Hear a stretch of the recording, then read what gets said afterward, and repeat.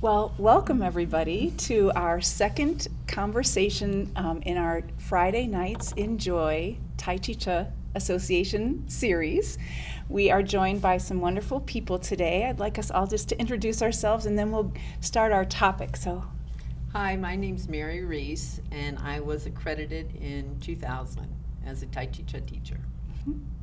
Hi, my name is Joyce Veerkamp, and I was also accredited in 2000 as a T'ai Chi Chih teacher. Hi, I'm Judy Hendricks. I was accredited in 2002. Awesome. And my name is Amy Tyksinski, and I was accredited in 1995. Our topic this evening relating to T'ai Chi Chih is one of the T'ai Chi Chih principles called the effort of no effort.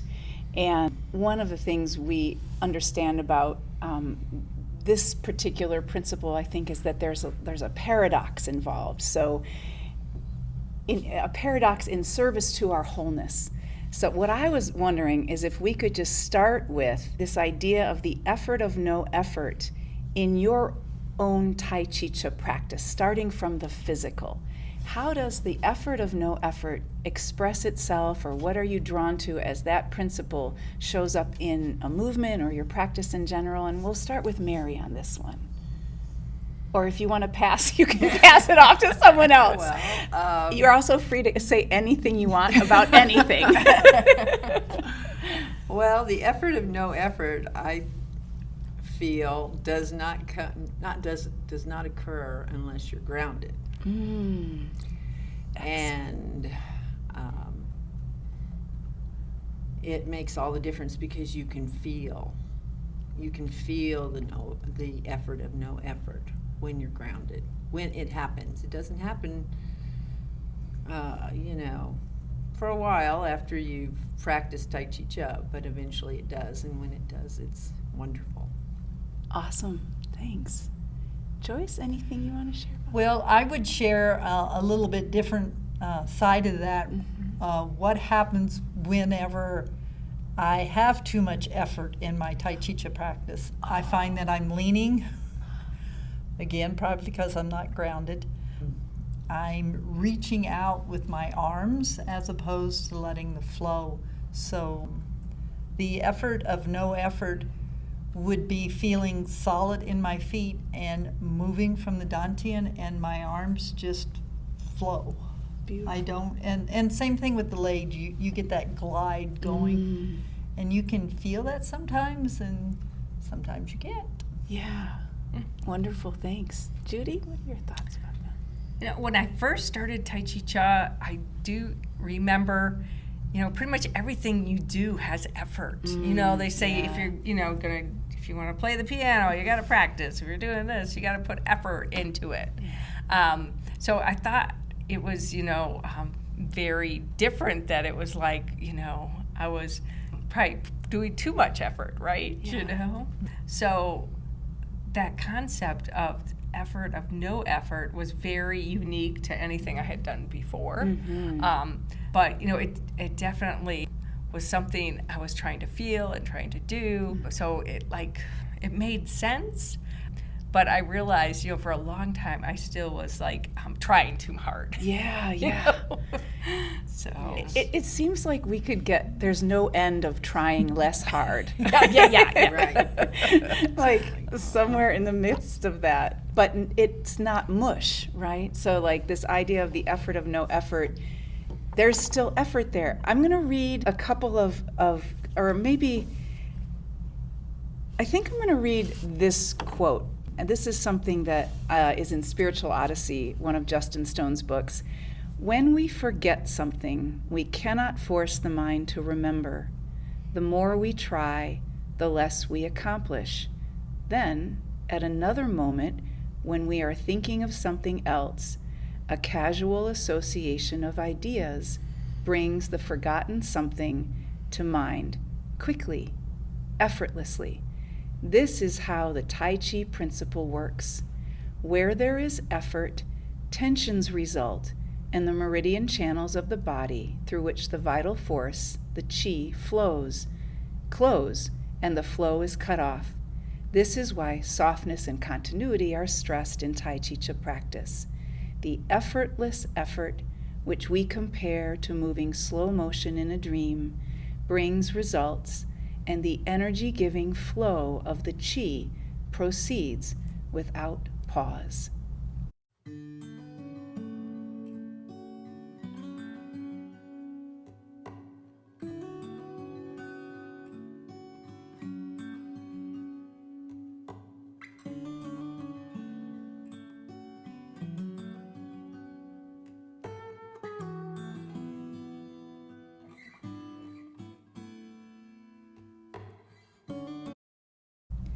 So I wanted to go to take, well, is there anything in that little reading there that strikes anybody as like, oh, that reminds me of something I would want to say or reflect on?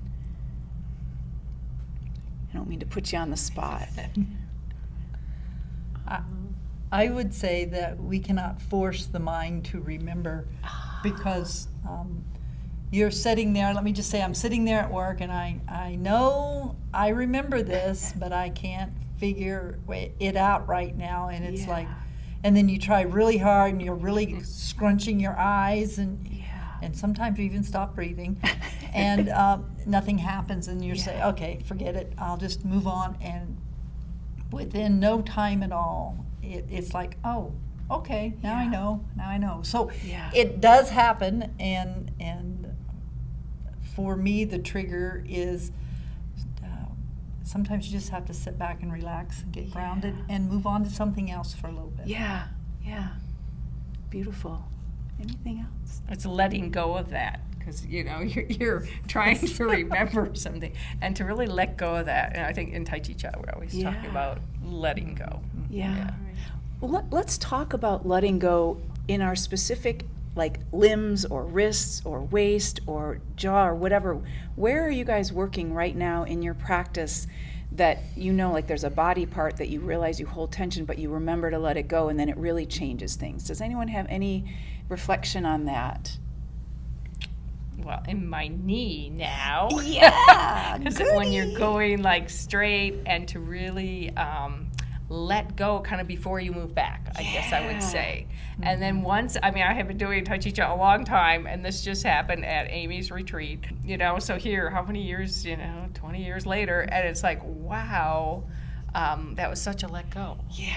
And in the first, the first like couple of hours, I'm really paying attention and trying, and I think it is happening hopefully more naturally now, but that letting go, I think there's always more to let go. Totally. And with the knee and what we're talking about, for those of you who are new to Tai Chi Chih or maybe not familiar, there's a weight shift called the yinning and yanning of the legs. And when we come forward, we're in the front leg when we're going to the forward backward movements. But then before we shift back, we want to soften that knee to receive the weight into the backward motion. But I was going to say, Judy, it's like receptivity. So where does receptivity play a part in the effort of no effort?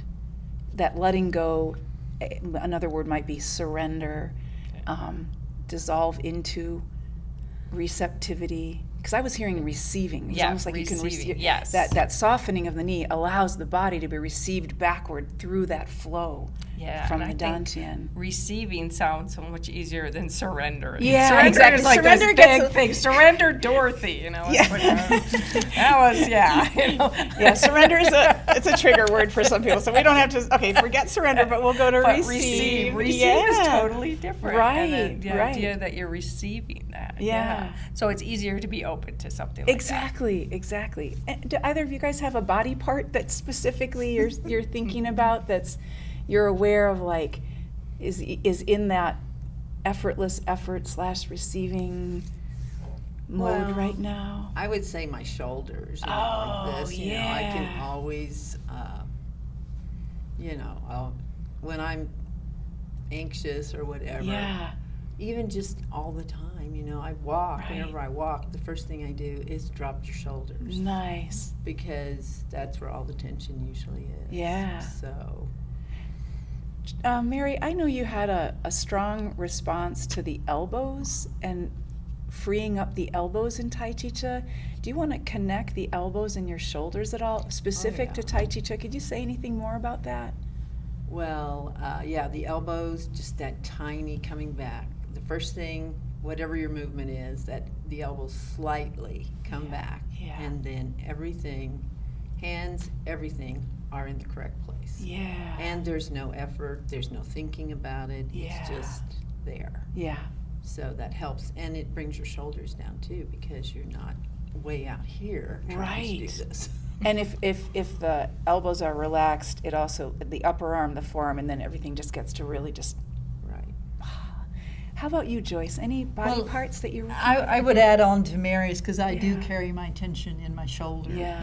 And not that long ago, and for a long time, I would do Tai Chi Chih where instead of letting my elbows go behind me, Yeah. I would push them out. Aha. And that does cause stress right Yep. up through here. And it is amazing. Yeah. Just that simple movement of letting the elbows, just that they don't even go behind you, they're just there. Yeah, You know? yeah. Instead of letting them come back, because you had to make that circle. How do you make that circle without having your elbows go back? Your Right. shoulders go up and everything. So Yeah. just that one little help, and it came from Amy. It was Came from Justin. It was amazing Yeah. that just you just relax. Yeah. And no tension, and therefore the rest of the movement, all of the movements Yeah. are just flowing. Yeah. So it's amazing. That's really cool. One of the things I've been working with, in addition to the elbows, is the wrists, and this idea of, in Tai Chi Chih, we often have like a wrist circle or a slightly elevated, if this is neutral, a slightly elevated hand to awaken the meridian channels that Justin referenced in this quote. And we're activating those meridian channels, and this is where I would bring it into the effort of no effort. There's form and there's the formless. And in Tai Chi Chih, what I'm experiencing with the wrists is they're like little engines, they're like pumping things. So when we do a wrist circle, I think I'm gonna stand up for this, and I might be able to splice this together on YouTube. But for those of you who are watching here live, it's up, and then there's a complete relaxing down. And that complete openness in the wrist. So if we're coming up, there's form. You can see there's a aliveness here coming up around that sphere. And then when I relax completely, so there's form, aliveness, and then effortlessness. So there's effort, effortless. And that combination of, it's almost a conversation between effort and effortlessness, invites an aliveness or a richness, an enhanced richness when I'm aware of that pulsing back and forth. So anything, Judy, is there anything you wanted to add to any of those thoughts? Or To me, like that's a major let go spot. Yeah. So Yeah. I usually think of that let go, but I like when you're saying the aliveness before that. Yeah. Because sometimes I'm more focused on just letting go, right? Right, beautiful. What I love about Right, Tai Chi Chih is it's everything is in service to our wholeness. And everything comes together in this sort of dimensional way. And of course, we're talking about one principle, but we can't help but talk about the letting go, which is included in softness, and all the other aspects of Tai Chi Chih. I'm going to read you a story now. This is kind of getting a little more esoteric, but we'll always ground it in the physical. We have the practice of Tai Chi Chih, and this is a statement that Justin made, which I think also complements this idea of the effort of no effort. Tai Chi Chih is a physical cultivation, which is cultivating the ultimate.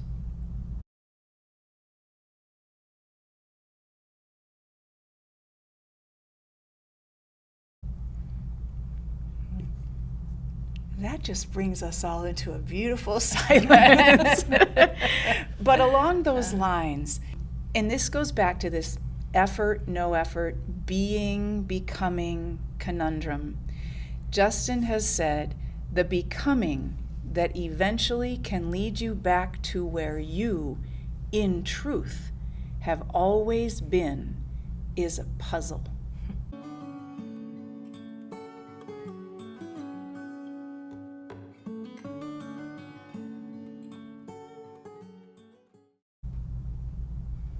I'll read it one more time because I want to invite our viewers to really take that in. The becoming that eventually can lead you back to where you, in truth, have always been, is a puzzle.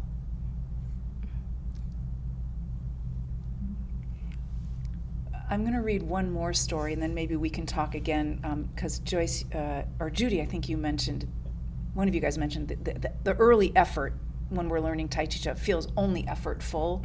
So these are a couple more paradoxes from Justin. He used to say, and this one I think is from the Sufis, pray to Allah, but tie up your camel. And then the way Justin would say it, because he loved his teeth, and at 95 he had all of his teeth and he loved them. They were very strong thanks to the Chi. He would say, pray to God, but floss your teeth. So,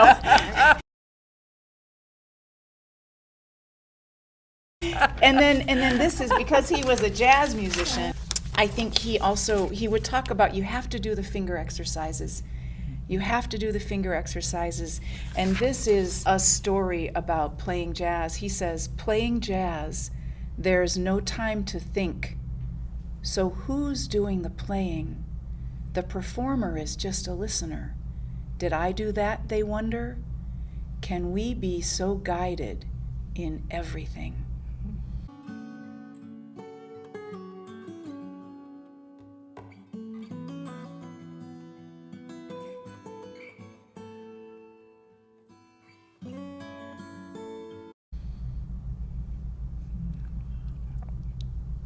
Any thoughts about in your own life, like life situations where you were like, oh, I was really only doing finger exercises, and then all of a sudden something shifted and I could feel that both were at play? I know it's a little esoteric to think of on the spot,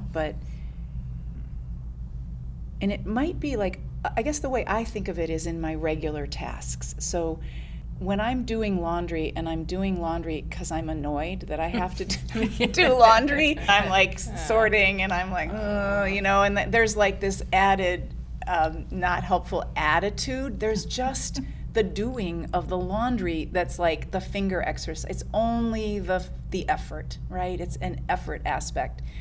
But when I start to just get over myself and it's just laundry is happening, like it's a ing, laundry is washing, laundry is sorting, laundry, not I am sorting, but sorting of laundry is happening. That's that happening, that becoming, right?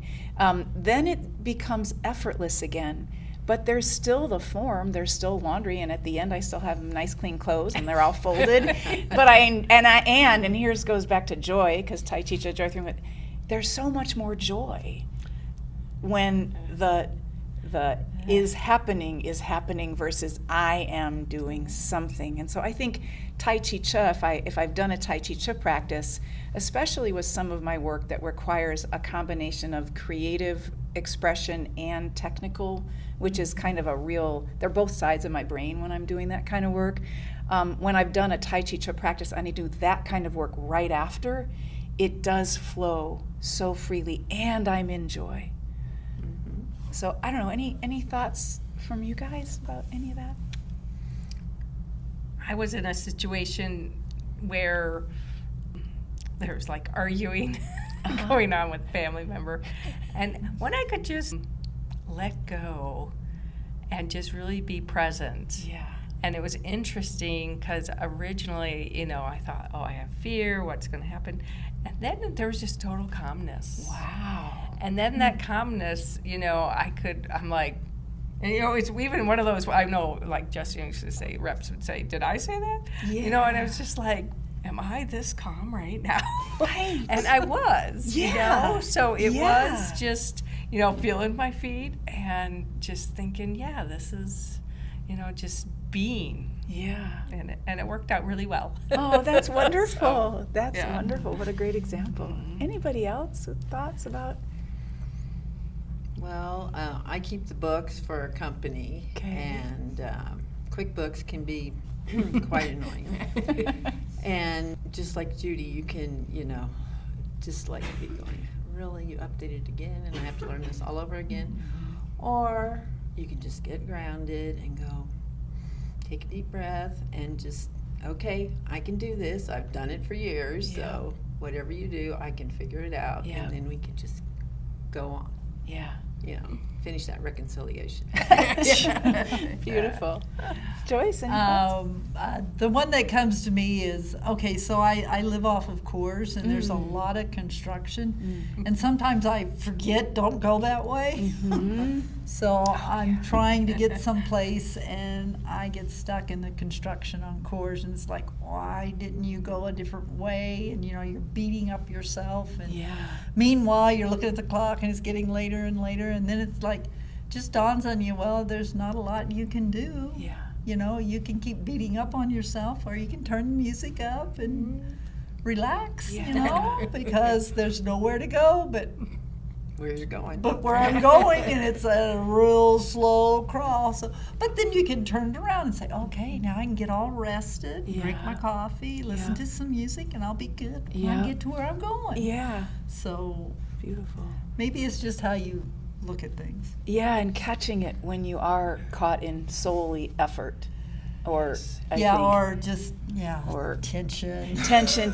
You brought something up really good, because I feel like Justin was really supportive in helping us remember this again and again. He said, to be too hard on yourself is to deny the divinity within.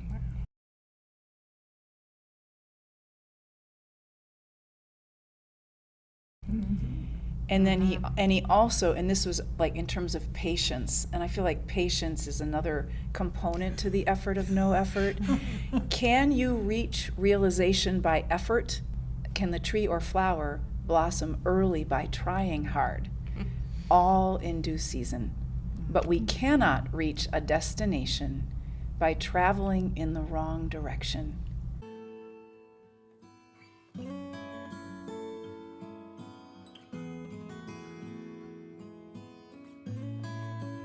And I think those two are related.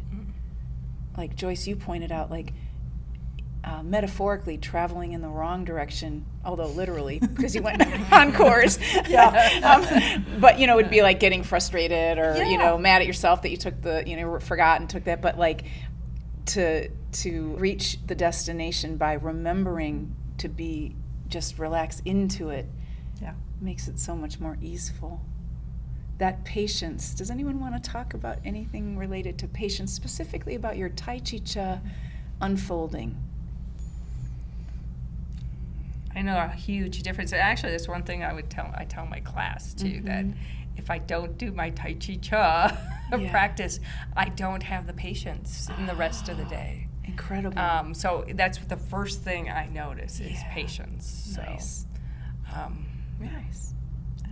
I would add, like Justin said, pray to God, but floss your teeth. I would add, be calm and carry on, but do your Tai Chi Chih practice. Yeah. Right. I mean, it's a good way to start the day, and sometimes you have to do it to get in the middle of the day. Yes, indeedy. Mary, any thoughts? Well, and sometimes you just get up from your desk and go do Tai Chi Chih That's for right. a while. That's and right. then come back and everything works. It's amazing. I was sharing with one of my students, because she was like, I'm not practicing, but she really wanted to. She just wasn't figuring out, or maybe had in her mind, I have to do the whole thing. And I said, make it even smaller, just do 5 minutes. Just 5 minutes, and 5 minutes whenever you can squeeze it in versus a full practice or some expectation, because whenever we have an expectation on ourselves, then we're already setting ourselves up to fail. But if we can make it to the point where it's really just almost something we look forward to by making it that short, and we get the benefits, it's, yeah. I would add Yeah. that while the coffee There is, you go. Percolating. I'm doing Tai Chi Chih or Seiyaku, one or the Yeah. other, so. Just wakes us up. It does. And I would say that 5 minutes or 10 minutes, you very mindful of the Tai Chi Chih, saying, oh, I got to do a whole practice and I got to hurry up and do it. I would say the mindful one of 5 or 10 minutes, Yeah. for me, would give me a lot more. Would get a lot Right. more out of that than trying to rush through. It's almost like you have a task and I just need to get it done. Right. Well, that's beautiful. Did you want to say something? Yeah, when it becomes a chore, it's not good. I used to, a long time ago, I didn't have to be at work till like 10 o'clock, kind of whenever. I was doing research, I could show up whenever, it was great.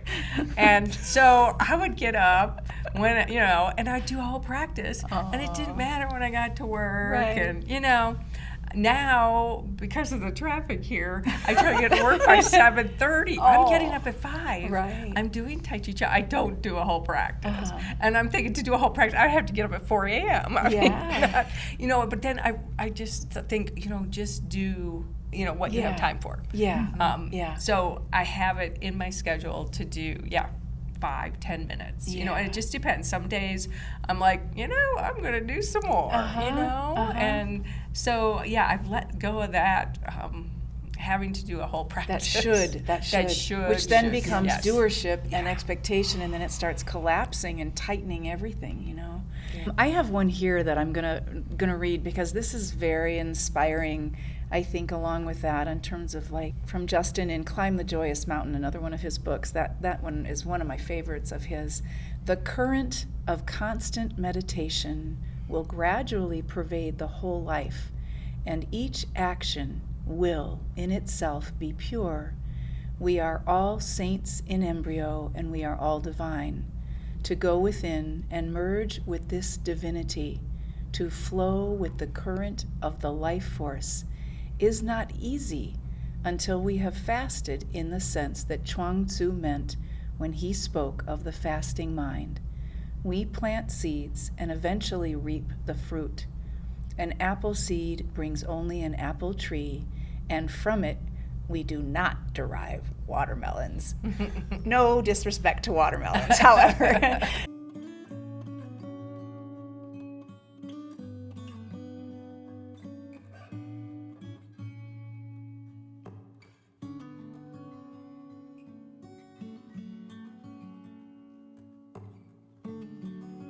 But then I found this other thing from Justin about what is the fasting mind. And I want to just add this caveat before I read this. I feel that doing Tai Chi Chih every day or over time in whatever amounts I can do without effort, but with the effortless effort, dissolves or brings me into what Justin has called the fasting mind, which is when you live, and I'm not saying 100% by any stretch of the imagination, but diminished. When you live with little greed, anger, or delusion, that is real fasting. If you lived with none, you wouldn't be here.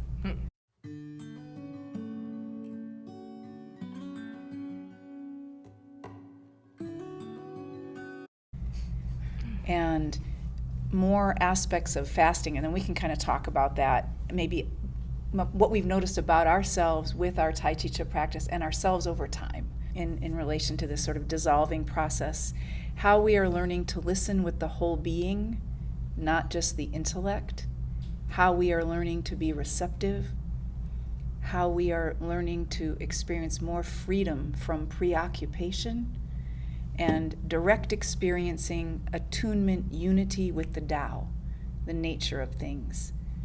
So, and then I have, this is to Judy, practice on days when you feel like it, and practice on days when you don't, just to make it practical. But does anyone want to say anything about what they've noticed about themselves in terms of their relationship with Tai Chi Chih and its impact in your lives? What have you noticed?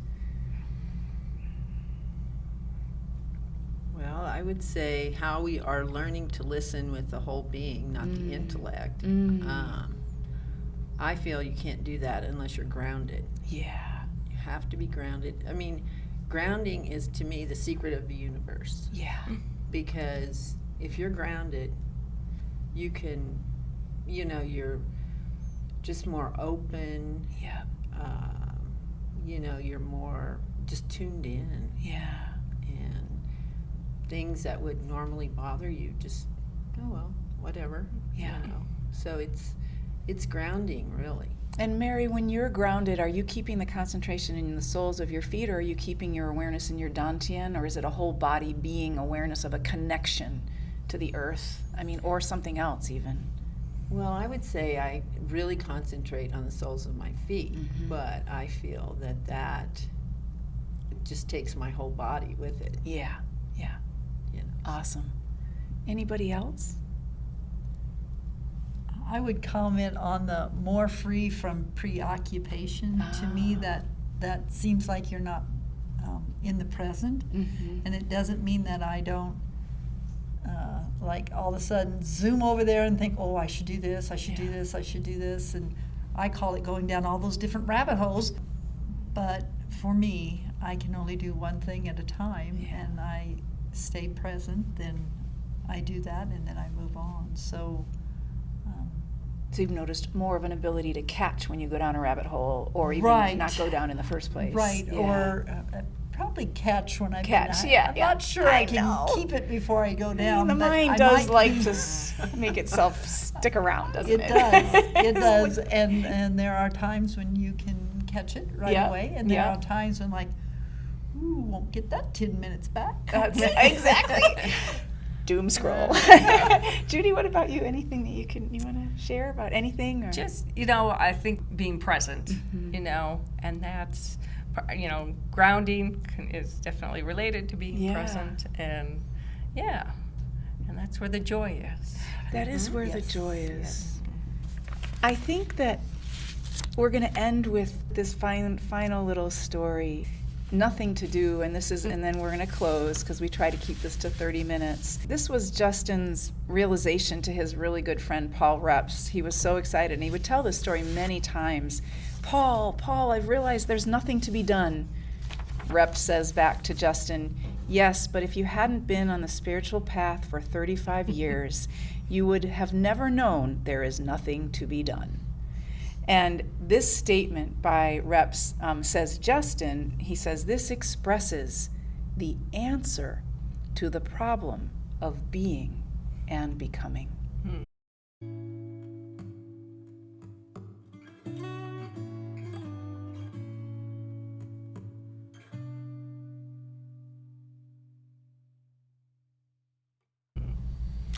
Yeah. So I think any final thoughts? Are we? I don't want any. It's There's another something bubbling joyful up. Friday. Yeah. That's what I was thinking. Yeah. This Yeah, is. it's really nice. Really, thank you everybody for being here. It's wonderful, and we want to say thank you to our T'ai Chi Chih Association members. We're always grateful to your support, and also everybody who's watching at any time. We just welcome you into T'ai Chi Chih. If you're a beginner, or you've never even done T'ai Chi Chih, go find a teacher. I'll put some links where you can do that. And if you're a longtime practitioner, keep going deeper and deeper, and invite that effort of no effort to continue to activate that wholeness, and that we're all awakening to and knowing ourselves as. Yeah. And we also want to say a special thank you to Carmela, who's behind the scenes. That's great. Excellent. Thanks, Yeah. everybody. All right. Yay. Thanks. Bye.